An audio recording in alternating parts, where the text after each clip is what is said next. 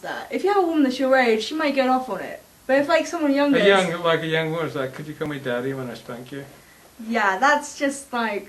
That's twisted. It's like a warning sign. Big warning sign. Big warning. What does it warn? It means that you should maybe hand yourself into the police or get checked over for some psychological problem. Well, I definitely got some psychological problems. But I'm getting better.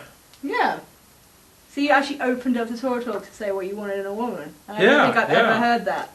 Yeah, yeah. So there is a nice side to Luke. Yeah. It's See? just I think the problem is the real problem on the show is that the rabbi just brings out these parts of me that I didn't even realize I had. Like, when I'm not talking to the rabbi, I'm just the most compassionate guy you'd ever meet. Right. But like the rabbi just brings out this fighting, slagging. That's not true though, because I have read some of your blog posts. Oh, okay. So yeah, you can't use that one. I'm Okay, sorry. I thought I'd try and blame it on the rabbi, but I was wrong, and you got me. So, Rabbi, why don't you take my seat and talk a little bit about what you guys been doing in LA? You stay there. Okay. You're the star. You're the star. You want to sit there because my neck? Yep. Okay. So thank you everybody for, because you wanted to go to the restroom. That's funny. So thank you everybody for watching. That was a very good segment. I thought you did an excellent job. How do you feel after your first session on a camera? I'm good. I feel like I think there's a future for you in TV broadcast. I think you do. So what did you think of the piece? How did you feel? Yeah, it was good. You felt comfortable talking to him? Yeah. I don't know if I made any leeway. I don't know if I've gone anywhere with him. What do you think of Torah Talk's show altogether? It's good. It's a good show. Why do you like the show? It's very on PC. Non-PC. Non-PC, yeah. And you're not politically correct at all. Not really, no. You're not political. How would you describe yourself? Borderline racist. No, no. I just don't like people being to the letter of the law. I think there's a lot of you can enjoy life more if you.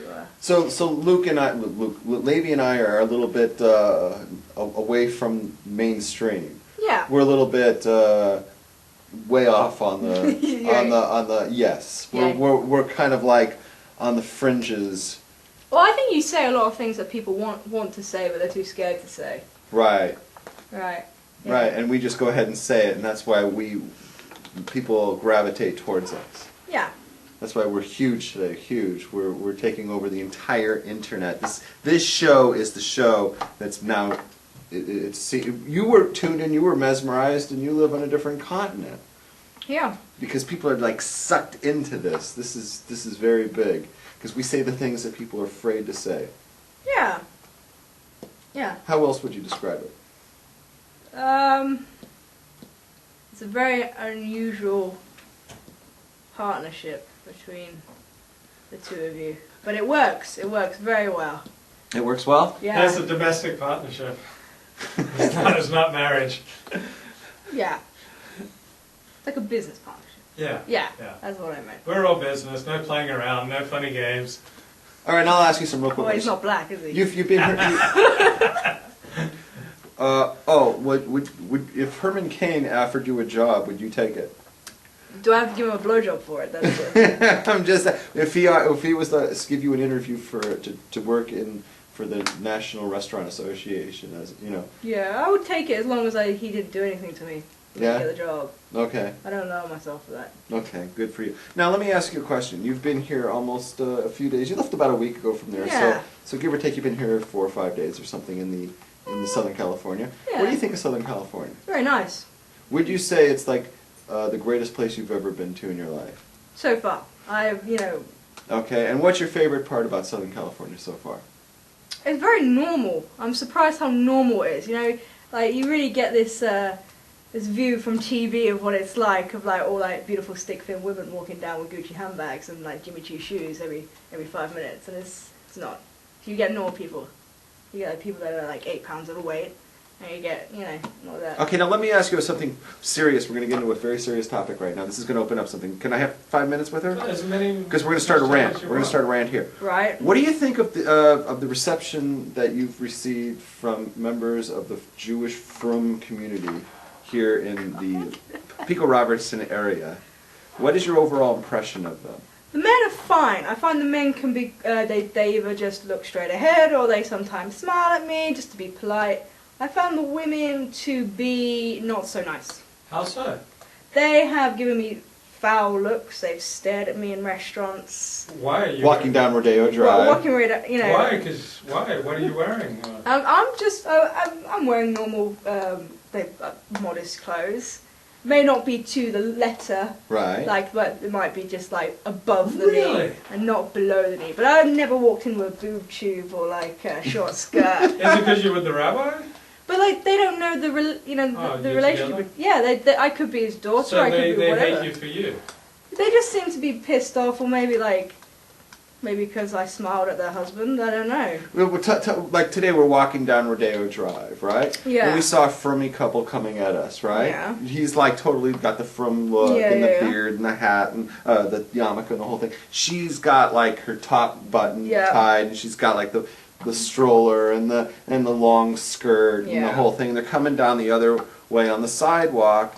And I said, hello, right? And Yeah. he was really smiley and happy. Yeah, he was very nice and he smiled and He said, hello, hello. And his But- wife just like slagged you off completely. Well, I honestly thought she just got like a big dose of Botox in her face. She just got, because it looks like she just had no movement in her face at all. A Yeah. lot of women are very moody, aren't they? I noticed that a lot of the frum women seem to be quite unhappy. Not generally unhappy, but they seem to be just like generally pissed off all the time. Yeah, and then we were in Munchies together. And Oh, that was. What happened? tell that one. I just had this woman stare at me, just like looked like I was just some prostitute off the street. She just looked at me horrified. And the husband wasn't too nice either. He gave me a dirty look. It was really, really strange. Yeah, I'm surprised that you said that the guys overall are good because you also complained we're walking over to Milky Way that one night and that guy came out of his car and he just like stared you down. He stared me down, but then like I forgave him because the next frum guy kind of just like nodded and like smiled as like being polite. But I have not had one woman that has Smiled at you. And we've been to quite a few restaurants. So True. And they've been quite busy and like it. You don't stare at people. I think that's incredibly rude. So Yeah. yeah, they stare at me. What about Orthodox Jews in Britain? How do they treat you? Fine. Yeah, fine. They don't stare at you. They just get on with it. You know. It's usually generally fine in Britain, in the UK. Well, let me be the first woman to smile at you. I think I'm just going to go on a 2-minute rant here. You just Go sit here, for it. you know, and you just nod, look pretty.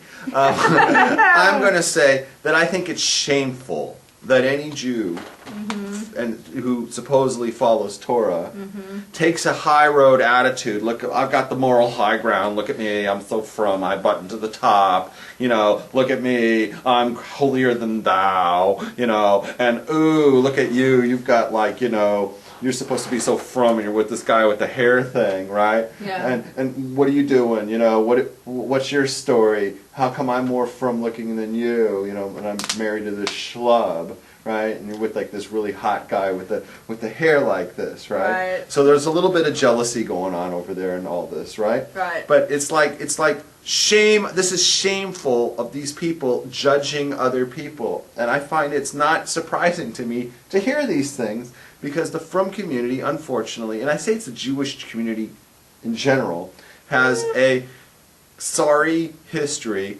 of constantly judging everybody else. And this is what they do. They're very superficial and they're very judgmental at the superficial level. You know, it's like, where do you daven? And they're already making judgments. You know. Well, I haven't been asked that yet, but I mean, like, I think the women are just not happy in their religion. I'll go that far. I think they see me and I might be showing a bit of neck. They get very jealous of the fact that I've got the confidence, or I think I feel like I can do that.